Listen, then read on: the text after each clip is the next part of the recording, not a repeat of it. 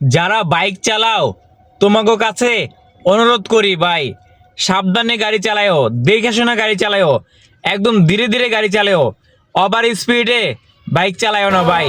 দেখো ভিডিওটা ভাই। বাচ্চারা কিভাবে গাড়ি চালায়, কষ্টটা কি?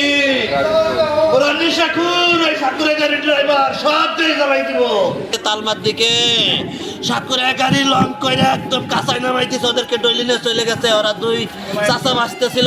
দেখছো ভাই, তোমরা ভিডিওটা শেয়ার করে দিবা যেন এই ভিডিওটা দেখা যারা বাইক চালায় তাদের মনে একটু ভয় আসে। কারণ বাইক ওভার স্পিডের কারণে, পাশাপাশি গাড়ি স্পিড থাকার কারণে এরকম দুর্ঘটনা ঘটে।